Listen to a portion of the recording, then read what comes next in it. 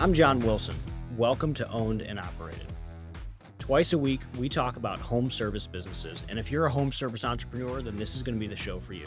We talk about our own business in residential plumbing, HVAC, and electric. And we also talk about business models that we just find interesting. Let's get into it. Hey, this episode is sponsored by Service Scalers.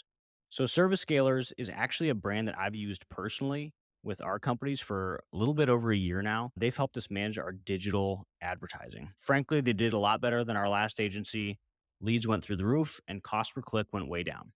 Check out Service Scalers if you're a plumbing, HVAC, or electrical home service company. That's what they knock out of the park, and they did a great job for me. Welcome back to Owned and Operated. Today, we've got a repeat guest, Rick Vazza from San Diego. Rick's been a friend of mine for a couple years. He bought a plumbing company. And today we're talking about how he launched a Zoom franchise, which is a drain franchise that we've talked about here on the podcast, inside his plumbing company, what that first 9-10 months looked like. He's blowing it up, and it was awesome for him to come on and talk about it. So tune in. This is a great episode. I know I took a ton of notes. Today, we've got my friend Rick Vazza on. Rick owns a plumbing company out in California, and you bought it, was it 2 years ago now? Beginning of 2021. All right. Yeah, dude. Yep. 2.5 years. What we're talking about today is he did something really interesting. I don't know other people doing it, where he had an existing plumbing company and he added a new division, and that division was a franchise, Zoom Drain. And it's been like a really successful thing for you. So I'm super excited to talk about that today and like how that worked into your business and how you're thinking about that. Yeah, no, I appreciate you having me on. And I think hopefully too, like even we were talking about this earlier, but like you're in Jack's previous conversation about launching a division, maybe you can give like some additional color on that. Cause that was like a big part of the thought process, why I ended up choosing that. Yeah, 100%. Because Jack is 3 weeks into what you're a year into. When did you launch this new division? I think the exact launch was like January 9th. So pretty much beginning of the year. Yeah. And we were lucky because as you guys are talking about, obviously, I think for most people, we have a plumbing company. So there's a natural amount of lead flow that's specific to drains. But like for a while, I had been, feel like I pounded my head against the wall of like, why are your drains not working? What are we doing wrong with this drain division? Admittedly, it was probably like 10% of our revenue, but we weren't making money on it. Venting to like anyone who would listen. I just happened to get connected with who was the owner of this Seattle franchise. And he was just laughing because he also had a big plumbing and HVAC company. And we were dealing with all those same issues. And then we got into Zoom, and it's like one of the best decisions we made. So he had a lot of positive things to say about it. And that kick-started my exploration down the franchise route and met the team, really liked what they had to say and the track record that they'd established at that point. A lot of people are familiar with Ellen. She's been on all the big podcasts. Yeah. She's a big time industry veteran. So I think her being a big part of the brand too was awesome. And then obviously as I got to know the other leadership, it was, that much more compelling. Yeah, for sure. Can you tell us a little bit about your primary company and then like size it was and then now Zoom and like where they're at now? Yeah. So funny enough, the first time you and I chatted on your podcast, if anyone wants to listen to that, we started because we're a lot different than that was like the full 2 years ago. So we were primarily a property management company. I would say like anywhere from 80 to 90% property management business. And I went through all the intricacies of the challenges of that makeup. And we've gravitated, really flipped. We're close to 80, 90% now on the residential side, which was its own.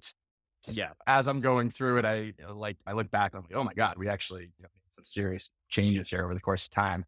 But like the makeup of it was as a smaller company, and we've talked about this in the chat, it's been so helpful. Your plumbers are just expected to do everything, right? So it's jack of all trades. They're the customer service person, and then they're doing the work and everything like that. So they were doing everything. And with that included drains. For those who maybe don't know the intricacies of plumbing business, it's like with drains, you have a lot of equipment. And so if you aren't set up to do it properly, it's really hard to execute it well, right? You have a mainline machine, you have a kitchen line machine, you have a jetter. That's just the most common stuff that you're using on top of all these other things. Physical constraint is the space on a van, right? There's only so much room in there.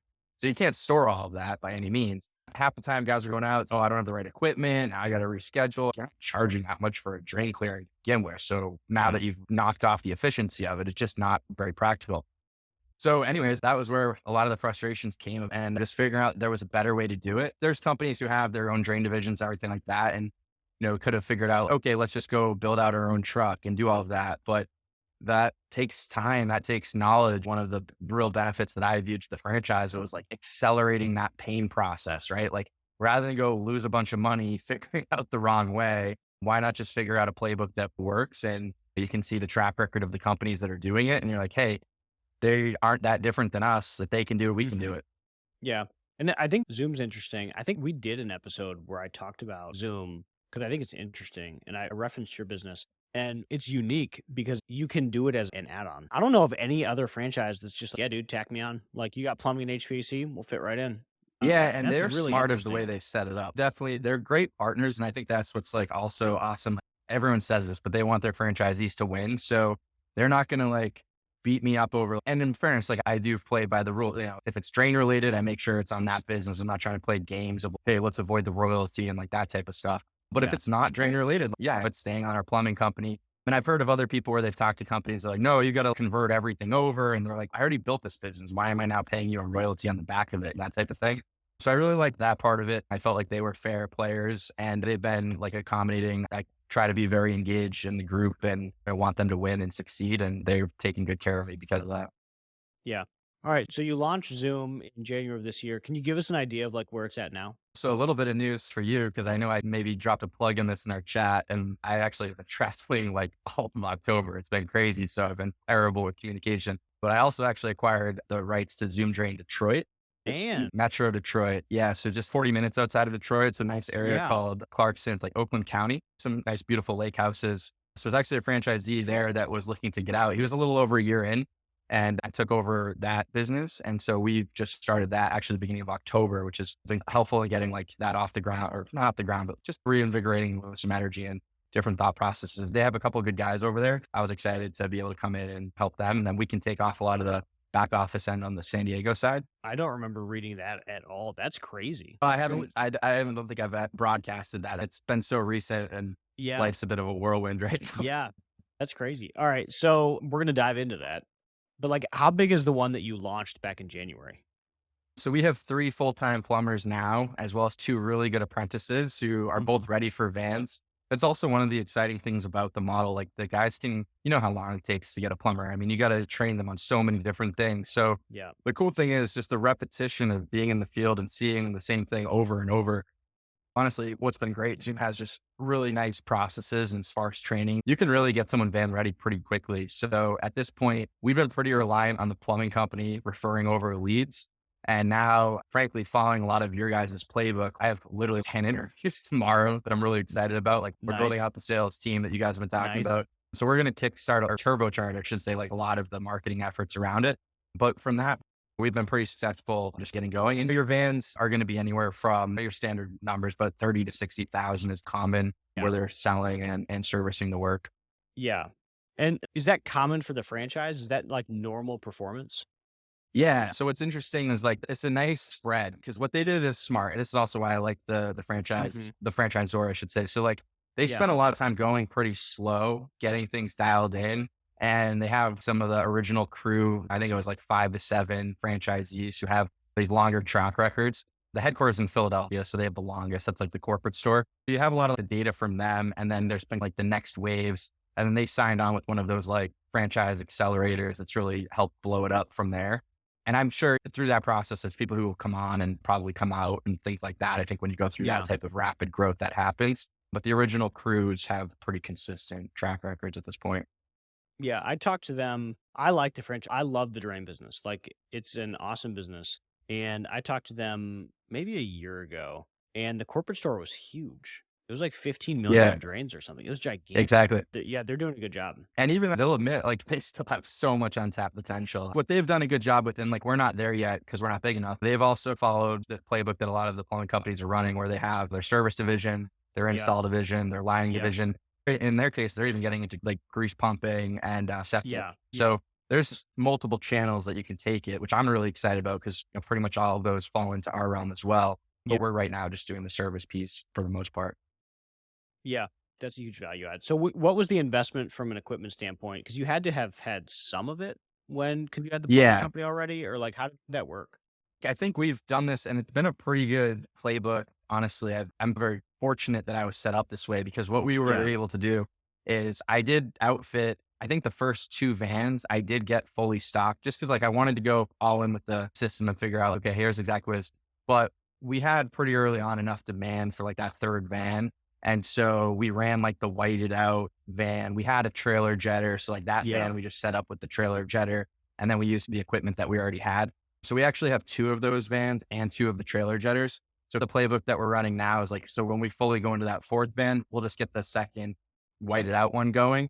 And then once I have like true capacity where I know that thing's fully running all the time, we'll step into the next van. And we're just going to keep doing it that way because that's one of the bigger costs, a fully leased vehicle. And these things are damn expensive. If I can get away with, hey, not having those payments, it Yeah. definitely helps the numbers Oh, for sure. significantly. Yeah, we're outfitting 2 new jet trucks right now, and they're a buck 20 a piece.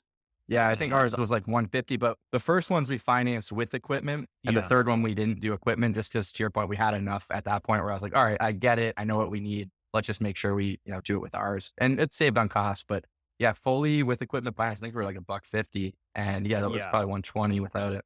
Yeah, so we've been meaning to do this for like 2 years, and we didn't because it was a buck 50 a year ago because of vehicle shortages.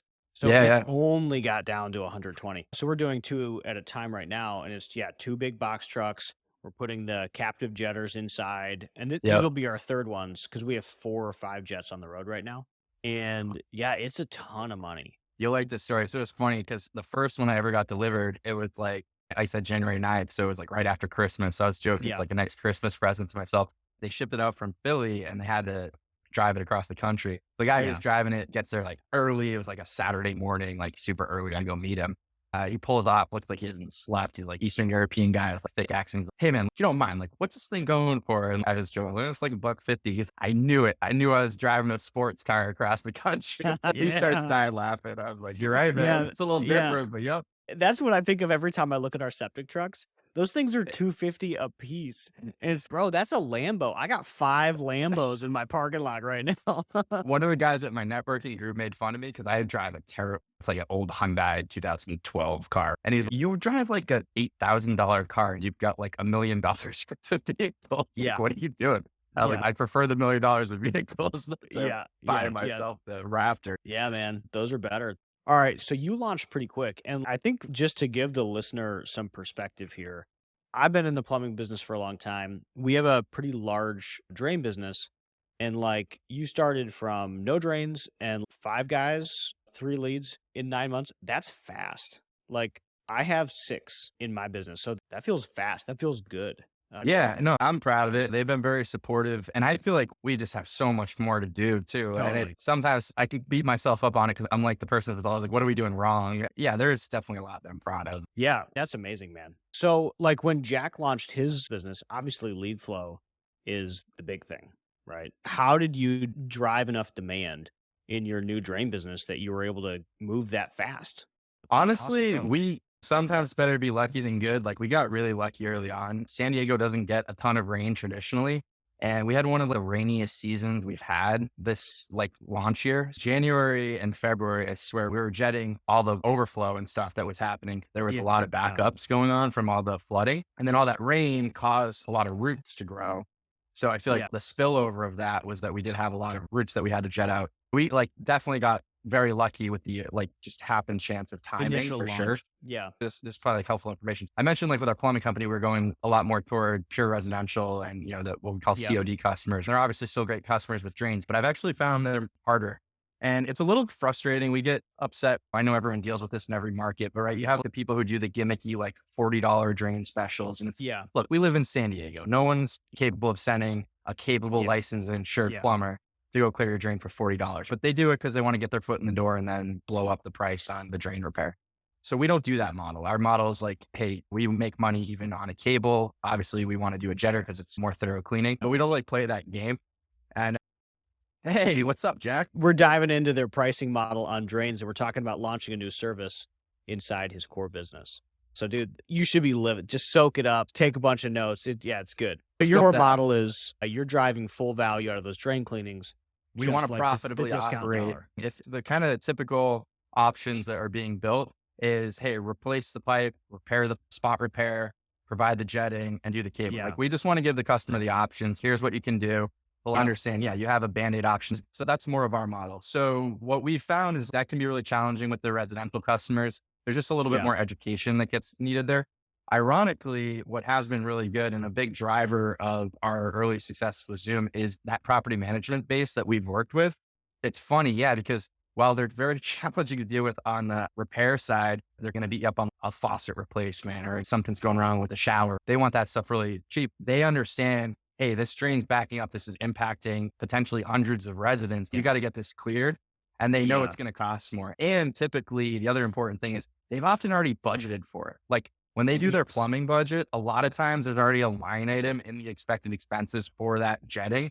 So what I tell our team is we just got to make sure that line item comes to us because we're providing really good service for them. Yeah. So it's been an interesting thing where it's like that has actually been beneficial toward that business. And it's just a little harder on the pure plumbing business.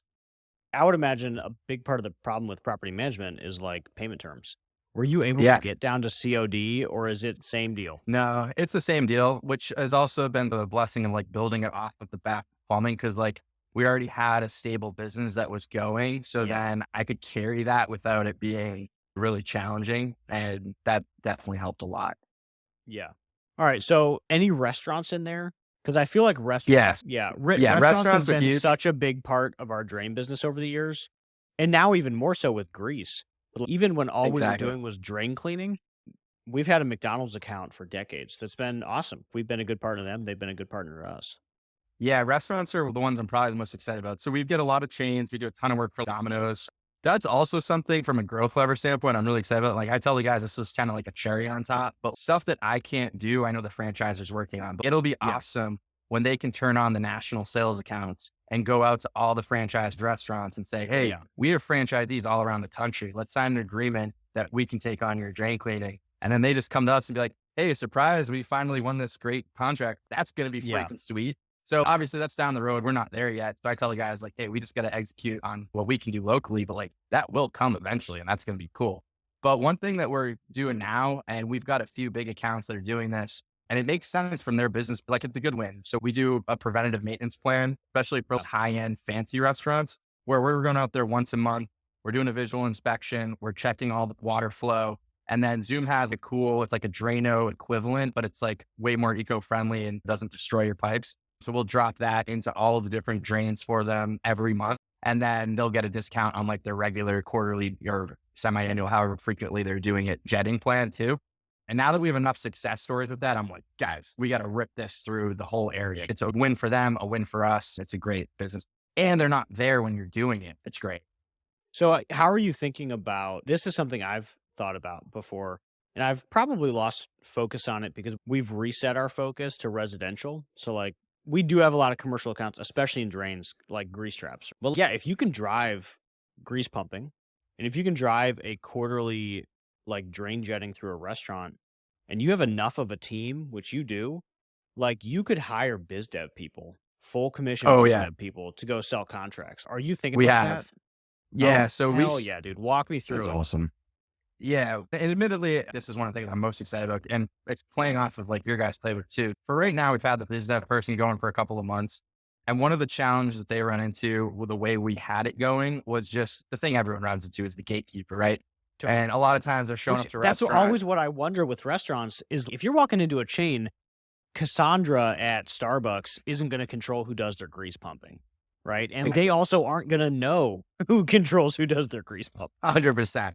So this is part of who I'm interviewing tomorrow, as I mentioned. But I think what's going to be a more practical approach is I want to have an outside caller start by like, all right, we have a list, right? We're ripping calls through that list. And then ideally they're going to be able to schedule some actual in-person meetings for the biz dev. And if they can start filling up their calendar with the meetings and then we can come in with some collateral, tell them some of Yeah. the success stories of what we've already been doing for other people. I Yeah. think it makes it more compelling. And then also that person can then follow up. So after the meeting, because you got to have those extra touch points. And that's hard, I think, to put on just the biz dev person's shoulders. Because I'd prefer them just doing meetings. So then we have that follow-up call, be like, hey, I know you met with so-and-so. They told me a good conversation. Want to make sure you got Yeah. your RW9, the COI, get those things all in order. And then ideally we'll put them in an email campaign, give them some follow-ups there too. I think there's a lot we can do with it that I'm excited about. No, that's a good idea. That's a really good idea. How are you driving the top of But the funnel? Did you guys already talk about that? mostly in the Not beginning not enough. stages. Not Yeah. enough, Jack. And truly, we weren't doing enough, admittedly. Top of funnel was primarily us piggybacking off of the plumbing company and then just letting those leads kind of naturally come. Now we're starting all the traditional stuff, right? Your Google, your traditional digital stuff. But I don't think that works. We're not big enough with Google yet. Like you need way more reviews than we have so far. And I frankly think it's like so saturated anyways. With drains, John, I'm sure you ran this, but like with LSA, it's kind of weird because you have like your 8 options to pick from. And if you're only doing drains, you can only pick 3 of them and then you don't. Now we're lucky because we have the Yeah. plumbing company. We can turn all of those on. And if someone Yeah. calls in for something we don't do, okay, let's just shepherd it over properly to the plumbing Yeah. company. But a lot of the other franchisees don't have that luxury. Yeah, for sure. But the other luxury you have is you can do 2 GMBs. Are you running 2 GMBs? Oh yeah. I was like, "Bro, 2 LSAs, 2 map packs, like 100%." Oh, Like yeah. half the time I control several spots on map pack and LSAs from our different accounts, and it is slick. Yeah. Good. I don't think we're in much control. We have a lot of bigger players in our space, but I envy that and look forward to when we're at least giving them a run for their money. I think what's been really interesting to me with LSA and map pack is you don't have to be the biggest to win. Granted, we are the biggest, but like you don't have to be the biggest to win. This is probably like a very long conversation, but like we started really focusing on our internal LSA and like how we showed up in our LSA ranking. And we went from number 7, number 8 to number 1 in about 2 weeks. And That's awesome. like, granted, number of reviews help, but like we're still doing that on our small accounts. Like I have accounts with 300 reviews that are doing that. It's not just the main account, right?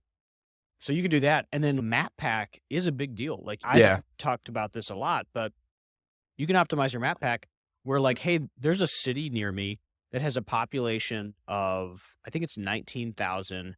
Average household income is 95,000.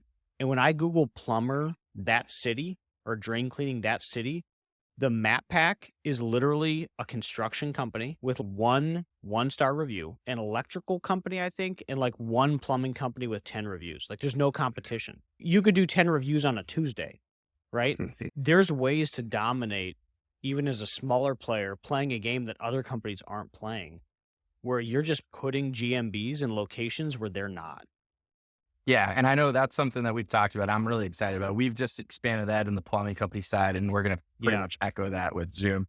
Will You guys Zoom let do you this. do that with geographies? Do they care as long as it's Yeah. inside your footprint or something? Yeah, as long as it's in my territory. And my territory is pretty Okay. large, so I have Okay. a lot of room to do that. But like, I think you hit on something too that is interesting. So the Zoom model, and we really do stick with this, even though we have the plumbing company, their model, I could be like slightly off on this, but I'm directionally right. The biggest one, the Philadelphia one we were talking about, they have about 40% of their business comes from other plumbers. And so what they've Yes. done a really good job with, and this is something we have not done a good job with, and I'm Yeah. really excited to like figure it out, is how we do attract that business. And everyone's like, oh, why would a plumber do that? Well, it's not like obviously the biggest plumbers aren't sending those leads, but it's like the people who don't have the ability to go buy the $50,000 jetter machine and they want to do the Yeah. remodels. They don't want to necessarily do drain clearing, even new Yeah. construction guys who aren't doing that. So there's a lot of plumbers who can do that instead of them just telling their customers, no, we don't do it. We want them to start saying, oh, actually just call Zoom. They'll take care of it. And that's been really successful with their model. And we Yeah. haven't even scratched the surface of that. Yeah, and I think we got Yeah. something in the mail the other day. It says, we don't steal your customers or something like that from the Zoom guys. They have some really interesting mailers and copy on that. It's great. Yeah. Yeah, and it's legit. I tell our guys all the time, like, we want to be true to that. Like, obviously, we have the plumbing company, but if it comes from another plumber, you guys have service time, like, we can put a tracking number and we know exactly who it comes from. And if that has to go back to them, if we find plumbing work, because I'd rather build that relationship than kick over lead to our, like, what, why do it that way? Doesn't make sense. Mhm. Yeah. So like when we bought our drain company, we had drain capability prior, but we were doing like 1 or 2 guys, but it went up to 14 or 15, like excavation, everybody included. So we added that in, and like other plumbers were sending us a ton of work, which was really interesting. And it stopped almost immediately, which like I would expect. No one wants to play with Big Bad Wilson. Like I get it. My feelings are not hurt. But it was really interesting when that first happened because I was like, I had forgotten how much of a thing that was. But then I remembered like when we were a small plumbing company, we had accounts and we had customers And what we would do is we didn't have the infrastructure yet to drill drains. We couldn't jet. So anytime we had to do a jet, we actually subbed it out to a local drain company that had everything we needed. So septic pumping, jetting, camera, even for a while. So there was a drain company near us that we were paying like 40 to 50 grand a year in services to full retail. We would mark it up like 10% or something. And they were basically our outside drain cleaning company until we Yeah, built up that's enough cash flow to create our own drain cleaning company. yeah, I love that. That's what I want to figure out. If we can unlock that, it just adds a whole different channel to it. Yeah, I think the only downside to that channel is eventually they grow and they compete with you. But that is eventually. Because the company that we sent all those leads to, they used to be 5 times bigger than us, and we're actually 5 times larger than them now. I like that. But at the same time, I know you guys are like this, but I don't have any intention of slowing down our plumbing company. So I think Yeah. that'll keep growing too. No one's going to want to send leads to Big Bad Rick, man. It's coming. But yeah, I don't know. I think that's like the gist of where I see it going. So it's like big three are restaurants, PM, Yeah. and then other plumbers. Are you sending this biz dev person to other plumbing companies, or is it just mailers, or like how are you thinking about making contact? So funny enough, we had a meeting this morning because I think I've been underwhelmed with our results so far. And part of that, I think, is we've been a little too shotgun and scattered. It's 1 week we're doing property management. 1 week we're doing plumbers. 1 week we're doing restaurants. And I was like, let's just focus in for a second, right? Like, where are you having currently the most success? And ironically, actually, for him right now, it's been hotels. And with hotels, the reason for that is most of them have an engineer on site. When he comes in, it's not like their gatekeeper is confused. They're like, oh, well, yeah, you need to speak to the engineer. And so then the engineer comes down, talks. We had at least 5 or 6 hotels sign on just since he started doing that, which is cool. Interesting. Yeah. Yeah. And obviously the hotels are a double whammy because a lot of them do have restaurants in there as well. You're Yep. killing 2 birds with 1 stone.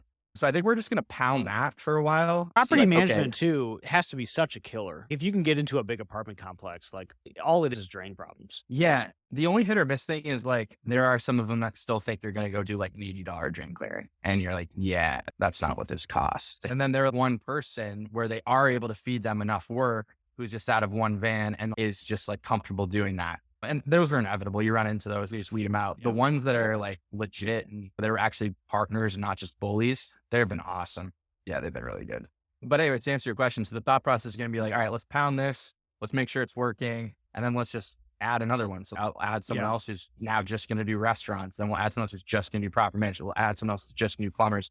I think, I don't know, I'm optimistic that's going to be more successful. This scattered approach has been, I think it's a little too all over the place. It's hard to track. It's hard to follow up appropriately. Yeah.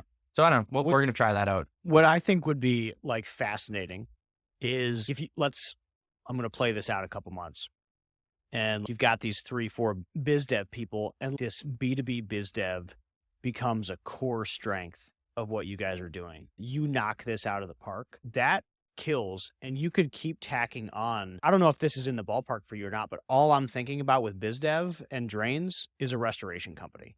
That's the game. Oh, yeah. If you're Yeah. already sending biz dev people to other plumbing companies and other property managers, bro, like that is the playbook for restoration too. And now I'm just sitting here like, why aren't I doing that? That's a brilliant I idea. know you've talked about this and we've maybe riffed on this before, but we're at the point now where restoration is starting to make sense even internally, just from the plumbing company and between the two. And this is maybe interesting, like another topic, but like now I'm at the decision tree of, okay, we may be launching a third service. And then the question was like, do you do franchise for that or do you just do it in-house? I think I'm leaning more toward just in-house for the restoration, particularly. One, like the big restoration franchises that exist are already gobbled up in my market. So that's part of it. But 2 is I think now having gone through the franchise process and seeing it, I really like it, but I feel like I already have that kind of playbook that's been laid out for me and I see it. So I think we could do restoration off of our own balance sheet instead. Yeah, I think so too. We did it. The hardest thing with launching anything new, and that's why I wanted to really focus on it, is like getting lead flow, especially if it's a different type of lead flow. Yeah. Like we do really well B2C emergent situation lead flow. Like that's where we thrive. Anything that doesn't look exactly like that, like I'm not great at generating demand. So when we went to go launch restoration, it took a really long time to ramp up. One, we had the wrong salesperson for the long time. Now we have an amazing one. He's been with us since January, I think. Changed the game for us. But two, like, how do you get leads once your business is ready to grow past your own captive lead source? Yeah, So exactly. ours is ready to grow past just Wilson, right? So that business is now about $1 million business, and they're hungry. They're chomping. They want more. And activating new sales lines has been hard for us. We're getting there, but we don't have the muscle that you're actively building of this biz dev thing. We're still like direct consumer marketing. Yeah, I'm pumped for you. That's sweet. And I think that's going to aid you with restoration too. Yeah, thanks. I'm very optimistic about it. Hopefully I can report back that things worked out, but I Everything worked out totally perfect. think it makes sense. This was good. I appreciate you coming on today and diving into what it was like to add a franchise. And Zoom, man, I don't know if you're getting sponsored by Zoom. I know Jack and I aren't, but like Zoom is good. I have 3 or 4 friends on Zoom now, and they all just talk good stuff. And I love the drain business. Like, There's I love actually the an drain opening business. in Nashville market too for a Zoom. You got to do it. Yeah. Actually, who should do it is Rick. Yeah. What's interesting now, just to add a little more color, is like now that I'm in the network too, and I don't know if you guys follow, but like Ryan Beers, you see his stuff on Twitter at all? Yep. You know, he talks about how, and this is just true, but what's cool about the closed network system with franchise is obviously you start to know everyone pretty well. And we're still an emerging brand. So I definitely know a lot of the other franchisees, and we're on calls together, everything. So as people do say, hey, this isn't for me, or just throw in the towel for whatever reason it may be, there's the opportunity for them to come tap on your shoulder and, hey, is this something that you'd be interested in? I'm really excited to go. I certainly wasn't expecting to do it this fast and to go this far away. So it's going to be interesting to be in a whole different time zone and everything. But I think we could I'm sorry. replicate. Did I miss something? Are you buying another one? Is that? Yeah, he bought another location in Detroit. Oh my goodness. Awesome. And so I think we're going to be able, no, I appreciate it. But yeah, I think we're going to be able to do that. And we're figuring out the playbook for that right now. And I'm pretty excited by the results so far. Yeah, no, man, that's slick. We're going to dive into that next episode. So if you want to know what it's like to buy a location in a completely different state, very far away from where you currently are, in the franchise system that is small, tune into the next episode with Rick Vazza. Thanks for coming on today, man. If people want to tag along, where can they find you? Our plumbing company is John Padilla Plumbing in San Diego, and Zoom Drain in San Diego. There's obviously the one we've been spending a lot of time talking about, but it's Rick Vazza on Twitter. Nice. All right, man. This Thanks, was great. Rick. Appreciate it. Thanks for coming on. This was awesome. Thanks, guys. Thanks for tuning in to Owned and Operated, the podcast for home service entrepreneurs. If you enjoyed today's episode, please hit the like button and subscribe to the podcast. If you have any questions or topics you'd like us to cover, feel free to reach out. You can find me on Twitter at @WilsonCompanies. I'll see you next time.